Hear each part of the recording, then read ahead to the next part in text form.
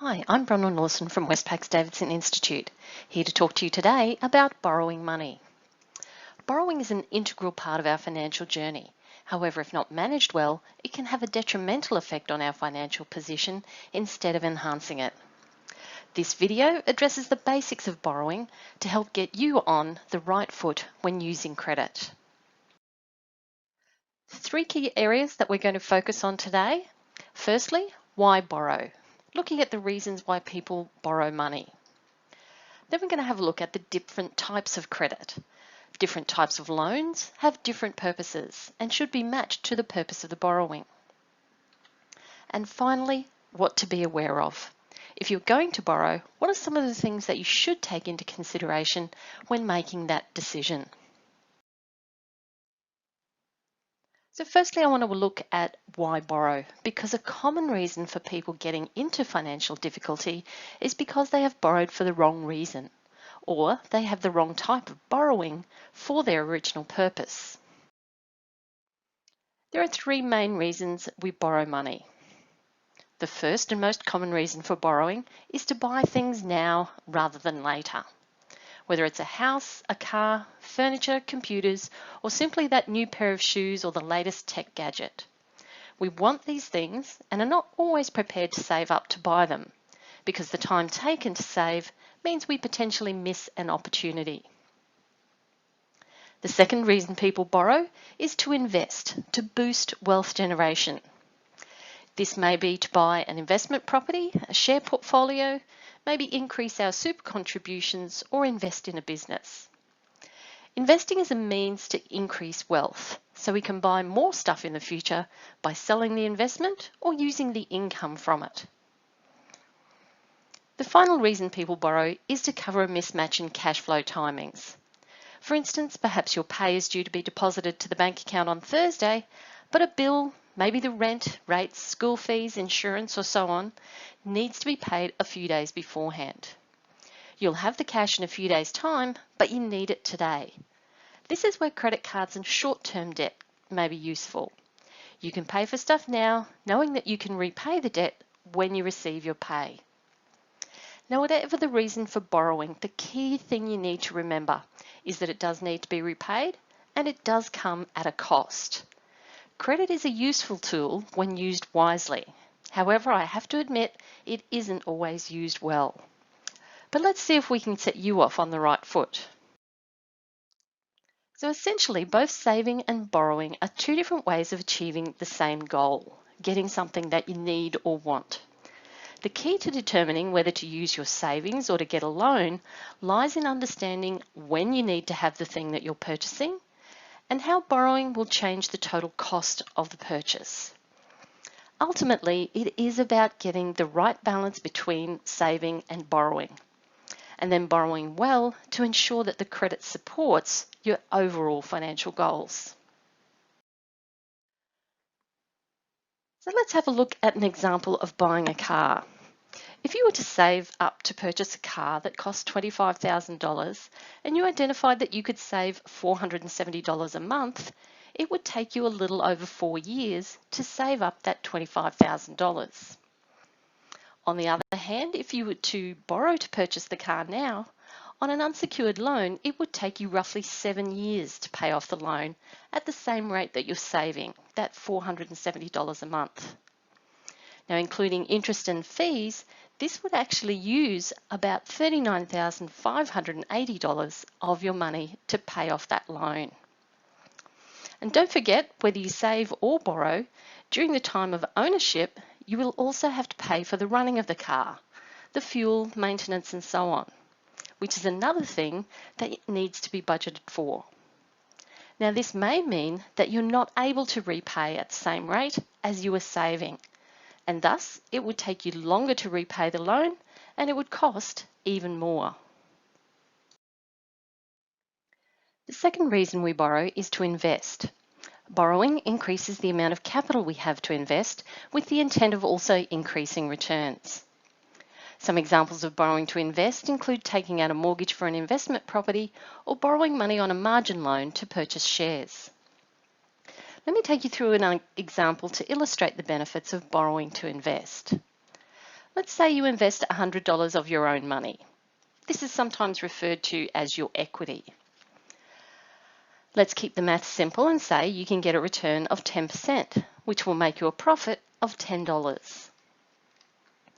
However, if you use your $100 equity as a 20% deposit and borrow $400, you would then have $500 to invest. If you could still get a 10% return, this calculates out to earnings of $50. Now, of course, you will have to pay interest on the $400 you borrowed. Again, for ease of calculating, let's say the interest rate on the loan is 5%, therefore costing $20 and leaving a profit of $30, higher than the original $10 in earnings on your $100. So borrowing to invest can provide a positive outcome where returns are higher than the cost to borrow. Now, borrowing to invest is also known as leverage or gearing. You are said to be positively geared when the income from your investment outweighs all of the costs of borrowing to invest. You are said to be negatively geared when the income from your investments doesn't cover all the costs to borrow. Now, there may be possible tax benefits when you borrow to invest, which include being able to claim interest and fees, as well as franking credits. But you should seek appropriate financial advice before using this strategy. Whilst gearing can magnify gains, it can also magnify losses if investment returns are negative. So borrowers are liable for the interest cost and repayment of the loan, regardless of whether their investment makes or loses money. Given the greater risk involved, you should be comfortable that gearing is consistent with your risk appetite. And borrowers should ensure they have sufficient income to service the loan and any interest rate rises from other sources. The third reason people borrow is to cover mistimings in cash flow. That is, when you have an expense that needs to be paid before you have the cash available to pay for it. Many people will ration their money from payday to payday to ensure they have enough for known expenses. But what if the car breaks down? Or you need to have some emergency plumbing done? If you don't have enough cash available, then you may choose to borrow to cover the shortfall. Now, for example, Josie gets paid on a fortnightly basis. So she has her rent set up to come out of her account the day after payday. She does her grocery shopping and any errands the weekend after she gets paid, as well as allocating money for her phone, electricity bill and car rego. So the balance of her account tends to fluctuate like the graph on the screen. But then last week, her car needed some emergency repairs. And while she knew she would have the money once she got paid again, right now she needed to pay for the repairs. And she didn't have enough cash available. So she needed to borrow to cover the shortfall. But then repaid it as soon as she got paid. Now this is where people can sometimes run into trouble.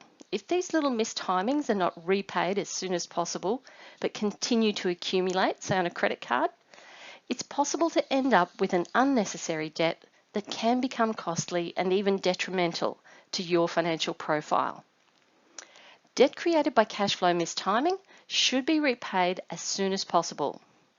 And if they're becoming a regular occurrence, then it might be time to look at how you're spending your money and whether your budget needs to be adjusted. Now that we know why we borrow, let's take a look at the different types of borrowing or the different types of credit available. Now, before I talk about the different types of borrowing, a cardinal rule that you should always remember when borrowing money is to match the life of the loan to the life of the asset. So let me give you an example. Some years ago, my mate Zach wanted a new car, but didn't have enough cash to buy it. But he did have the money available in a redraw facility on his home loan. Now, Zach thought using this money was a great idea, as the home loan had a lower interest rate than he would have paid on a personal loan, and he didn't have to increase his repayments. On the downside though, the car died recently. However, he still has another 10 years left to pay off his home loan. Because he didn't increase the repayments on the home loan, he'll continue to pay this car off and be charged interest for the remainder of his home loan.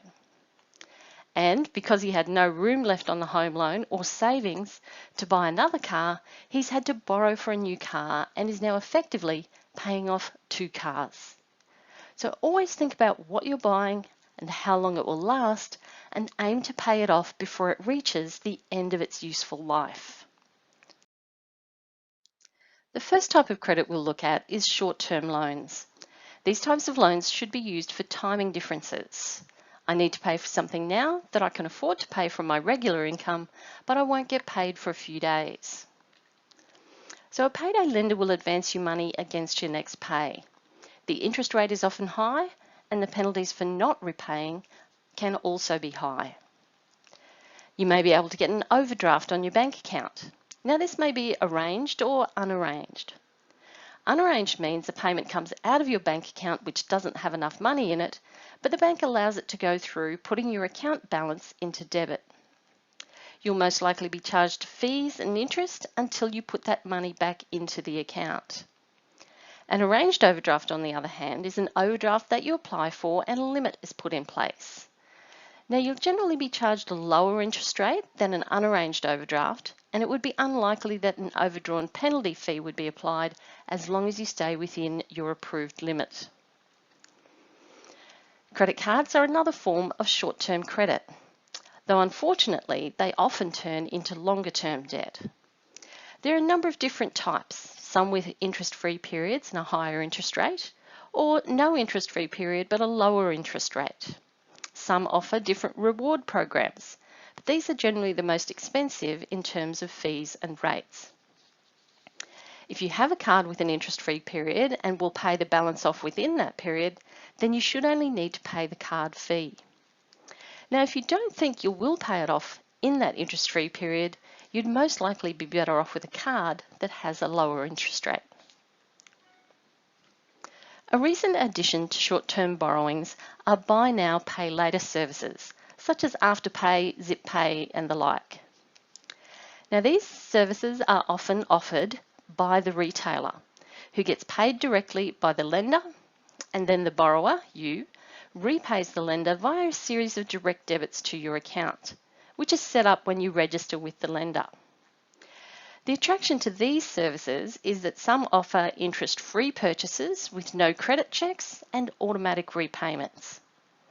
And while this might seem like a great deal, if you are going to use these services, please make sure you understand the terms and conditions and ensure you have the money available in your account when repayments are due. You don't want your purchase to end up costing you more in the long run due to late payment fees from the lender or dishonor fees from your bank. When buying larger items that will take more than one pay period to pay back, you may still use your credit card, but it may be more appropriate to use some type of personal finance or vehicle finance if you're purchasing a car. Personal loans are mid-term finance, often 2 to 5 years, with regular repayments that can be used for a variety of purposes: travel, furniture, debt consolidation, and so on. They often have a fixed interest rate, which means repayments are fixed for the term of the loan too. Very handy when you're working with a budget. Now, they may be secured or unsecured, but when unsecured may have a higher interest rate, which may mean higher repayments too. Another type of personal finance is rent to buy. With this type of finance, you're paying a rental for the item with the intent of buying the product at the end of an agreed term. This is often used for furniture or household appliance purchases. So take care to add up the total rental and the amount to pay at the end to see how much it will actually cost you. Now, consumer lease is like rent to buy, but you may not have the option to buy it at the end. Now, with interest-free periods or buy now, pay later, you should look closely at the terms and conditions. Quite often, you'll get charged ongoing fees instead of interest, and there can be severe penalty rates if you miss a payment. So similar to rent to buy, you should check if the repayments add up to the total cost or whether you may have a large payment to make at the end. Now, car loans are like personal loans and are often secured by a charge over the car being purchased. Home loans are just longer-term personal loans secured by a mortgage over your home. They may have a loan term of up to 30 years, as you would expect a home to last that long. An investment loan is used to purchase income-producing assets or assets that will get capital growth. The interest rate will be higher than a home loan, and the term of the loan may be shorter than a home loan, but generally longer than a personal loan. As we looked at earlier, if you are borrowing to invest, check whether the investment is likely to return you more than the cost of the borrowing, and be careful of investing in assets whose value fluctuates a lot. So these are the main types of borrowings. Now let's have a look at some of the things to be aware of if you do make the decision to borrow. First of all, borrowing doesn't come free. There are various costs, including interest and fees, that will need to be paid. So some of the costs that you might incur are setup or establishment fees that the financier charges to set up the loan. The amount will vary depending on the type of borrowing and the complexity of the transaction. Interest is the premium you pay to use someone else's money. There may be ongoing fees or charges, as many financiers apply a monthly account keeping fee or something similar. There may be exit fees when you pay off the loan. Because a financier borrows the money for your loan, they may have to break that borrowing if you repay early, so they'll want to recover their costs. And finally, penalty fees may be applied if you don't pay on time or if you breach the conditions of the borrowing. The amount and type of fees will depend on the type of borrowing, the terms and conditions of the borrowing, and the security provided for the borrowing. When comparing different types of borrowing or different financiers' offerings, make sure you take into account all the interest fees and charges, as some lenders may make it sound better by offering you a lower interest rate, but their fees and charges may be higher. Now, most of the larger lenders promote a comparison rate, which includes all the interest and fees charged over the term of the loan. This does make it easier to compare between different lenders. Once you enter into a borrowing arrangement with a bank or financier, it's incredibly important to ensure that you meet the repayment arrangements. Make sure you know when your repayments are due and that you have the money available. But let's face it, sometimes we do run short and may not be able to make a repayment. Instead of just hoping for the best, be proactive and let them know that you're going to be late. By making other arrangements, they know that you're committed to making the payment, but just can't make it right now. The more you communicate with the lender, the less likely they are to take action that could be detrimental to your credit history. The key pitfall or cause of bad borrowing is when our repayments and interest can't be met from our regular income. Now, some people may be tempted to pay for this shortfall with their credit cards. Let me tell you though, this is a slippery slope that can lead to financial ruin. If you find yourself in this situation, go back to your budget and work out what expenses you may be able to reduce. Remember, all borrowing should be repaid from your regular income or sale of assets. If you understand why you borrow and know it fits within your income, then you'll generally be engaging in good borrowing.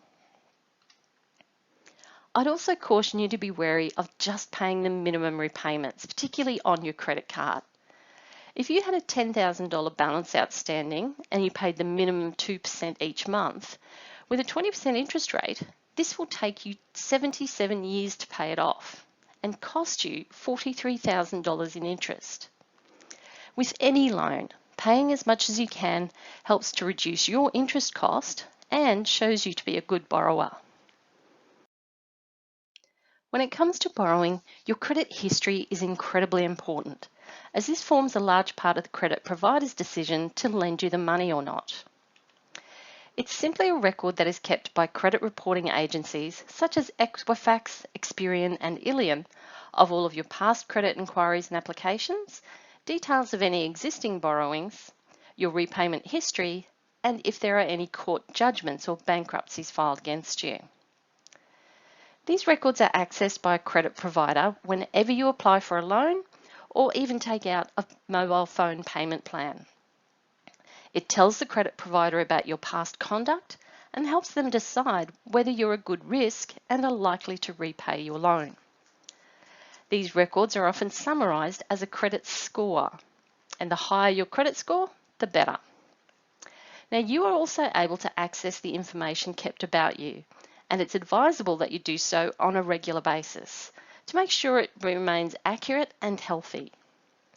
You're entitled to a free credit report each year, which you can obtain directly from the credit agencies online. Some even offer a subscription service to advise you when your credit report is accessed to help reduce instances of fraud. Given the vital role it plays in any loan application, it's important to keep your credit history clean and your credit score healthy. You can do this by keeping your repayments and bills paid on time, not making unnecessary credit applications, and reducing any unused limits on credit cards or loans. To find out more, visit creditsmart.org.au or the credit reporting agencies. Borrowing money to buy things, to invest, or just to cover timing differences can enhance your life. But please make sure you're getting the right type of loan for what you are borrowing for, and remember the cardinal rule to match the life of the loan with the life of the asset. It's important to understand the full cost of any finance and ensure you can afford the repayments from your regular income. And finally, make sure you pay all your commitments to keep a clean credit record to ensure you can continue to borrow money as and when you need it. Thank you for viewing this video on borrowing money. I trust you found the information useful and relevant, and I encourage you to check out the other financial education resources on the Davidson Institute website to help build your financial confidence.